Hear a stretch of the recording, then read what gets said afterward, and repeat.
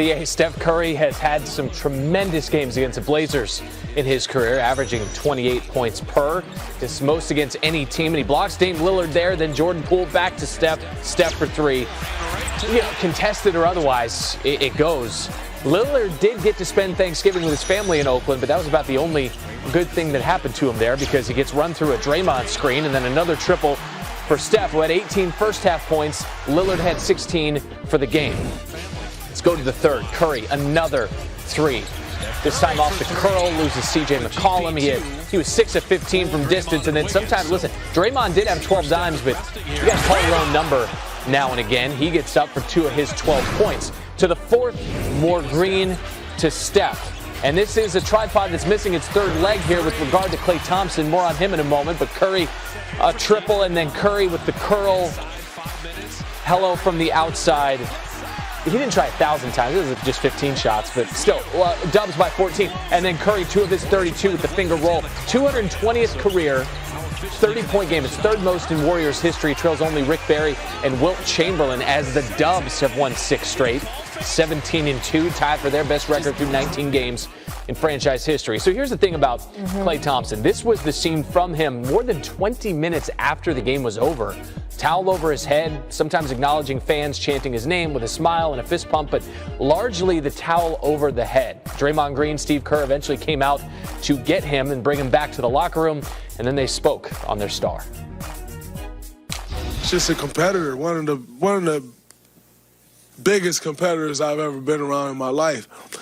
And you see this, you want to be, he's a part of it, so don't get me wrong, but you want to impact the game. You want to have your presence out there and make your presence felt. And after almost 3 full calendar years off the floor, it's tough, and so, we sympathize with him, but we have to be right there and continue to push him, continue to try to get him to the finish line. He's very human. I guess that's what I'm trying to say. Like he's vulnerable. He's emotional. That's what makes him such a beautiful person. I mean, he just cares and he loves the game and he loves the work and he wants to be part of everything. And all that's been ripped away the last 2 years. So there's times where he's been, pretty down. He is getting so much closer to playing, though. It comes a few days after he participated in his first full team practice since he tore his ACL, Game 6 of the 2019 NBA Finals, and then his right Achilles in November 2020. Yes, Molly, yes. And he knows that. He knows that. And he knows better. Again, he knows better. Again, like I said, the championship is not won in November. It's won in June. It's about hitting your peak at the right time. And here's the thing. I'm not saying that the Warriors are not playing beautiful basketball. I'm not saying that the Warriors is not the best team in basketball right now. All I'm saying is that we have to pump our brakes because there's other teams right now that are doing things that we're not recognizing, like the Phoenix Suns, who are on a 10-game winning streak, who are only 1 game behind the Golden State Warriors right now for the best record in the NBA, who didn't have Devin Booker really fully healthy at the beginning of the season because he was dealing with the COVID protocol and he had COVID. So what I'm saying is you have teams that are in the West that are not healthy but are still right there behind the Warriors. You look at the Los Angeles Clippers, who we brought up. They hadn't had Serge Ibaka or Kawhi Leonard, yet they sit at 9-5 right now, right in the thick of things. I talked about the Phoenix Suns. You look at the Denver Nuggets, who have Jokic, an MVP candidate. I thought they did a great job this offseason of revamping their roster and adding some pieces. And when they get Jamal Murray back, they could take it to another level. So, look, at the beginning of the year, Molly, Stephen A., me and you both, Stephen A. and I both had the Golden State Warriors picked to go to the Western Conference. And I'm not saying that they can't win the championship. I'm saying that I'm not crowning them or nobody else right now in November. I'm too wise for that. Stephen, it's a good point because we're not even crowning people in football yet, and football season's over in 2 months. So why are you that confident? Because I love what I'm seeing, and I believe in it. Now, if I'm wrong, I'll have to acknowledge that when it happens. I don't recall Kendrick Perkins having a flawless record. I recall on several occasions Kendrick Perkins making predictions and coming back and reflecting on it and saying, hey, it happens. That's how I feel. No, Kendrick is right 70% of the time. Okay, Yeah, the other 70% 30%. All the time. Listen, Kendrick Perkins is right 70% of the time. I would say I'm 90. But that's a different subject for another day. My point that I'm trying to make to you is this. The point is, that's how I feel. And let me tell you why I feel that way. Let's knock it down. Okay. We look at the Phoenix Suns. They deserve our respect. No doubt about that. The leadership of Chris Paul and all of that stuff. Kel Bridges, Devin Booker, we get all of that. But we see what the Golden State Warriors have done against Chris Paul and his teams in the past. As great as Chris Paul is, I think they would do the same thing to the Phoenix Suns. In Utah, I love Jordan Clarkson. England, those boys could play. I believe that Donovan Mitchell is a superstar. One I am praying will end up with the New York Knicks sooner than later. But I got news for you. That's the only person on Utah I have faith in. Every time the playoffs arrive, they fold. That is a fact. Number two, Los Angeles Clippers. We can't ignore them. Certainly not ignoring Ty Lue. And I get all of that. And when Kawhi Leonard comes back, that's a different animal.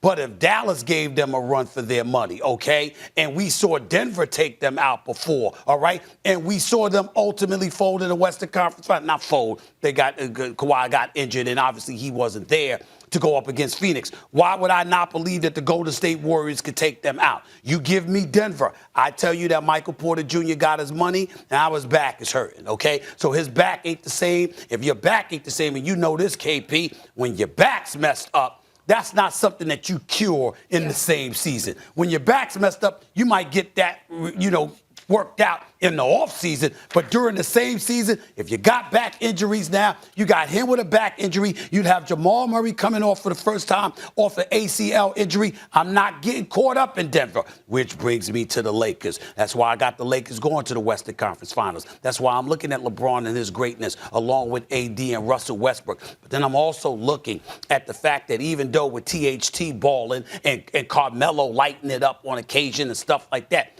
do you have the shooters that Golden State has? I got Steph Curry. I got Klay coming back. I got Jordan Poole, who's elevated his game. Andrew Wiggins is balling. Let's give him some love. Once upon a time, I'd give him away for a box of cookies. I no longer feel that way. He's corrected that, and he's been balling. I got Draymond Green suddenly hitting perimeter shots. I got Wiseman and Klay coming back. I got Gary Payton coming off the bench with Damon Lee coming off the bench. Toscano coming off the bench. I mean, are you kidding me? I got Steph Curry shooting 95% from the free throw line, 40+% from three-point range. I got Jordan Poole hitting 93% from the free throw line. We know he's got a perimeter game as well. These brothers move without the basketball. They play together. Plus, they're a top 3 defensive team, and they're exceptionally well coached by Steve Kerr, Mike Brown, and their coaching staff. I have every right to sit up there even in November and say, yo, this team is going to the finals. I have every right to do that. Yeah, but Stephen A., this is what I'm saying, okay? Look, Golden State is playing beautiful basketball,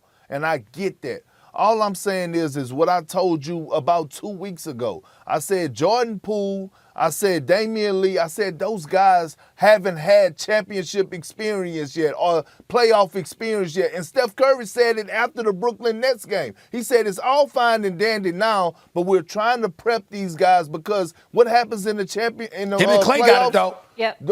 The playoffs, the book get this thick, and now guys key in on your strengths and make you go to your weaknesses. We haven't seen that out of them yet. Clay That's and all Steph I'm saying.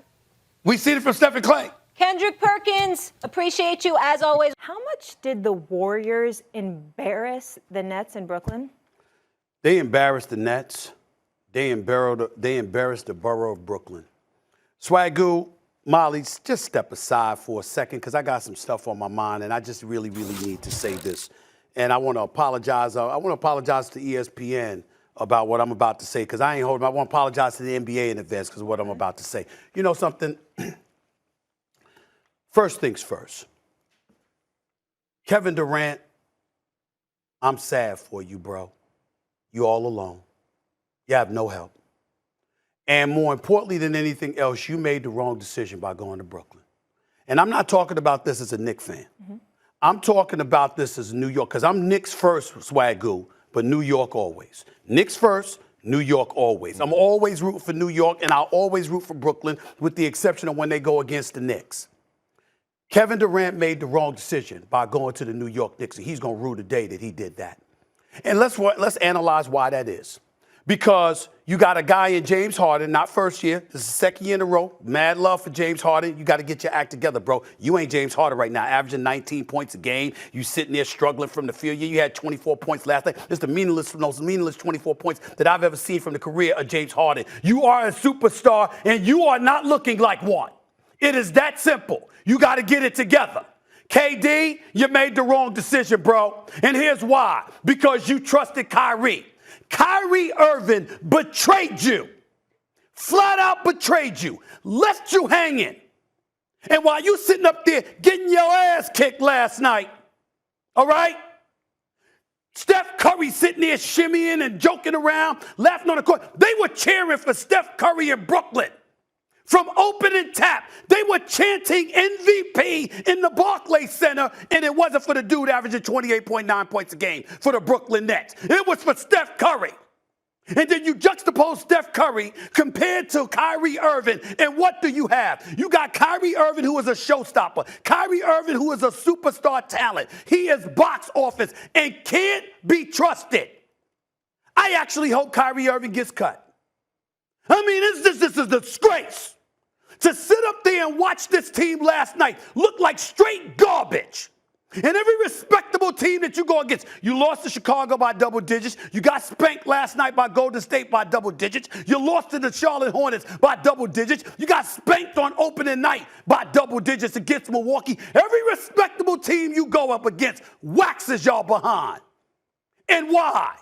Because KD don't have no help. You left there all alone. You ain't got a culture. You don't even have a damn fan base. Brooklyn, stand up. I don't want to hear that nonsense again. Brooklyn, the borough of Brooklyn, should be ashamed of yourself. The only damn thing good about the Barclays Center are the concession workers and the people handling the traffic in and out of the arena, like my boy Tony and Jose and the crew. Those are the only decent things about the Barclays Center. It's just dead. You walk up in there, there's no fan base to gravitate towards, there's no momentum, there's no fervor, there's no passion, nothing. I'm showing more passion in this studio by my damn self than 17,700 plus showed at the Barclays Center for the Brooklyn Nets last night. KD shouldn't even want to be there. He shouldn't even be wasting his services being there. And let me get back to Kyrie. Because this is where it gets important, Swagoo, and this is where it needs to be said. I'm going to break some stuff down to you, Molly. We're going to get this out of the way, okay? I held it off. I've alluded to it at times in the past, but I happen to know what the hell happened. KD could deny it. Kyrie could deny it. Let me tell y'all what happened. KD and Kyrie were going to the Knicks. They were going to the Garden. Kyrie steps in. And Kyrie said, hell with all of that. Let's establish our own culture. Let's go to Brooklyn. Let's build, don't just feed off of their brand, their culture. Let's build our own culture. KD said, yo, I want to go with Kyrie. But even in the wee hours, Kyrie and KD wasn't talking because Kyrie was all over the place. And DeAndre Jordan had to get on a phone call 5 in the morning to get them brothers together so you could do this and come to Brooklyn. That is why KD is in Brooklyn.